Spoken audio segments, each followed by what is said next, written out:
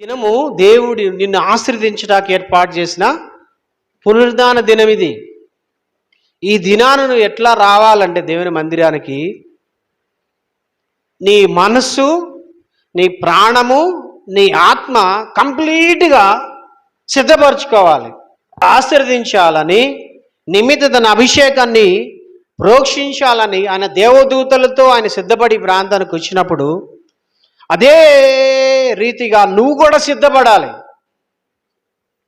నువ్వు సిద్ధపాటు లేకుండా వస్తే ఏమైందంటే నిన్ను పెట్టి ఇక్కడ దేవుని సన్నిధి పక్కకి వెళ్ళిపోయింది. ఎగ్జాంపుల్, ఇప్పుడు సౌండ్ సిస్టమ్ కూర్చొని పెడుతున్న వాళ్ళు సిద్ధపాటు లేకుండా కూర్చుంటే వాళ్ళని పెట్టి అక్కడ దేవుని సన్నిధి ఆగిపోయింది. ఇది పరిశుద్ధమైన పని కాబట్టి అపవిత్రమైన తలంపులతో, అపవిత్రమైన ఆలోచనలతో, అపవిత్రమైన శరీరంతో అపవిత్రంగా ఉంటూ దాన్ని కడుక్కోకుండా, దాన్ని శుద్ధీకరించుకోకుండా ఆడ కూర్చొని ఆ సౌండ్ సిస్టమ్ ఆపరేట్ చేస్తున్నందుకు సాతాను ఏం చేస్తాడంటే ఆ వ్యక్తిలో దూరి చికాకు చేస్తూ ఉంటాడు. ఒకటి పెట్టిపోయి ఇంకోటి పెడతా ఉంటాడు. డిస్టర్బెన్స్ అయిపోతూ ఉంటాడు ఆ వ్యక్తి. దురాత్మ ఆ వ్యక్తిని అక్కడ వాడుకుంటా ఉండిద్ది. సో ఇప్పుడు కెమెరా షూట్ చేసేవాళ్ళు, మీరు షూట్ చేసేటప్పుడు అది దేవుడి పని. ఇది పెళ్ళికి నువ్వు షూట్ చేయట్లా, లేకపోతే ఫంక్షన్ షూట్ చేయట్లా, దేవుడి యొక్క ఆ వాక్కు విడుదలవుతుండగా నువ్వు షూట్ చేస్తున్నావు. ఈ యొక్క షూటింగ్, నువ్వు చేసే షూటింగ్ నువ్వు జాగ్రత్తగా సిద్ధపడి ప్రార్థన పూర్వకంగా షూట్ చేయడం పెట్టి ఆ వాక్యము ప్రపంచం అంతా వెళ్ళిద్ది. ఎంతోమంది హృదయాలు కదిలించబడతాయి, ఎంతోమంది జీవితాలు స్వస్థత, దీవెన, ఆశీర్వాదం కలిగిద్ది. దైవజనుడుతో పాటు కలిసి నువ్వు దాంట్లో చేతులు కలిపావు కాబట్టి ఆశీర్వాదం నీకు కూడా వచ్చింది. ఒకవేళ నువ్వు సిద్ధపాటు లేకుండా నువ్వు రెండు తలంపులతో, లోక ఆశలతో, అపవిత్రమైన తలంపులతో, అపవిత్రమైన ఆత్మచేత నింపబడి నువ్వు కనుక షూట్ చేస్తే ఏమైందంటే ఆటోమేటిక్గా నిన్ను పెట్టి అక్కడ దేవుని పని పాడవుతావు. ఈ కార్పెట్లు వేసేటప్పుడు కూడా అంతే. ఇంకోటి, ప్రార్థనలు చేసే వాళ్ళకు కూడా చెప్తున్నా, నువ్వు దైవికంగా ఉండాలి. దైవికంగా లేకుండా మైక్ పట్టుకొని స్తోత్రం హల్లెలూయా హల్లెలూయా అన్నావు అంటే నువ్వు చేసే ప్రార్థన దేవుని అభిషేకంతో నింపబడి నువ్వు చేయకపోతే ఖచ్చితంగా నిన్ను పెట్టి అక్కడ దేవుని పని పాడవుతా ఉంటుంది. ఎవరైతే ఆ దేవుని ఆత్మకి సమాధాన పడకుండా, దేవుని ఆత్మతో నింపబడకుండా, దేవుడితో నింపబడి ఈ కార్యక్రమం చేయకుండా ఎవరైతే ఉంటారో వాళ్ళని పెట్టి దేవుని పని పాడవుతుంది. కాబట్టి వాళ్ళని దేవుడు పాడు చేయటం స్టార్ట్ చేస్తాడు. ఖచ్చితంగా వారికి వ్యతిరేకత మొదలైద్ది. నువ్వు చేసే దేవుడి పనే. ఆ చేసే పని నిర్లక్ష్యంగా, భయం లేకుండా, దైవికంగా లేకుండా నువ్వు చేయటం పెట్టి ఏమైందంటే సాతాను యొక్క శక్తిని మీద దాడి చేసింది. మీరు గమనించారు లేదో, నేను ఎందుకు ఇంత భయంతో నిలబడుతున్నాను? నేను కూడా మీకు ఇలాగ నవ్వుకుంటూ ఆటకాయతనంగా ఉండొచ్చు కదా, ఎట్టబడిదట్ట.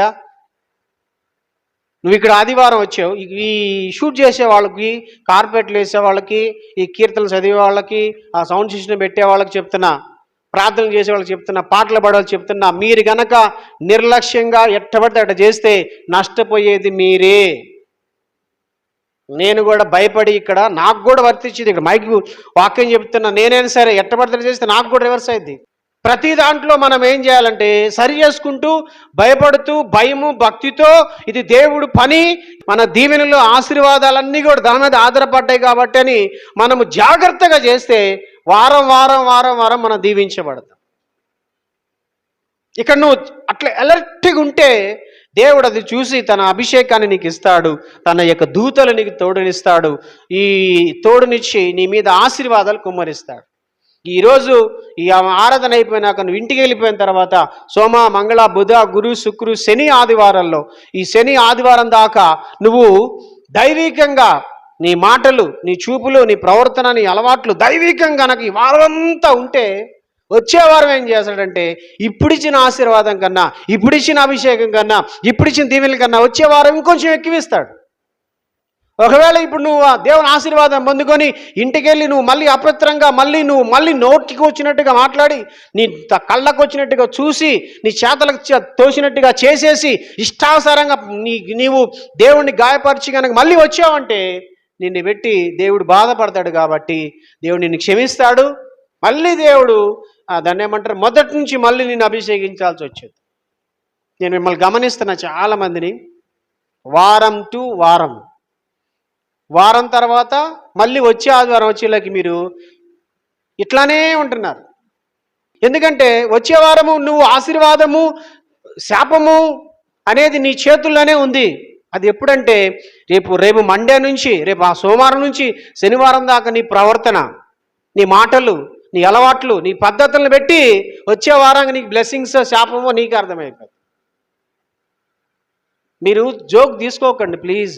దేవుడితో ఆటలాడి ఈ భూమి మీద ఎవ్వరు గెలవలే. ఒక ఆయన ఉన్నాడు, దేవుడికి వ్యతిరేకంగా లెగిశాడు, బాబేలు గోపురం కట్టాలని చూశాడు.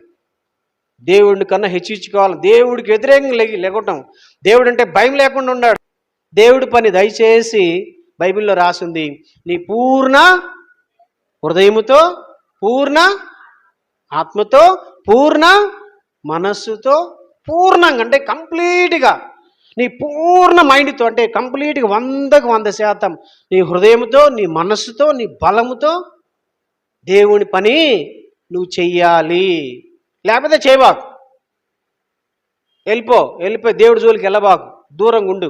ఉంటే వెచ్చగుండు, లేకపోతే చల్లగుండు. నుల్లు వెచ్చగా కాసేపు దేవుడు, కాసేపు దెయ్యము, కాసేపు దేవుడితో ఇట్లా నువ్వు గేమ్ ఆడేవంటే మాత్రము నీ పరిస్థితి చాలా భయంకరంగా తయారైంది. హల్లెలూయా.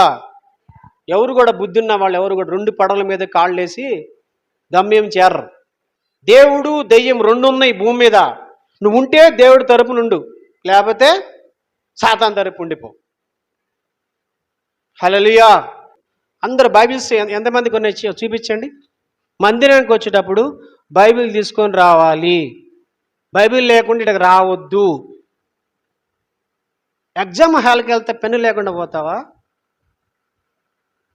నాకు తెలియక అడుగుతాను. ఎగ్జామ్ హాల్లోకి వెళ్ళేవాళ్ళు పెన్ను లేకుండా ఎవరన్నా పోతారా? బుద్ధి ఉన్నవాళ్ళు, మైండ్ ఉన్నవాళ్ళు ఎవరన్నా పెన్ను లేకుండా ఎగ్జామ్ హాల్కి వెళ్తారా?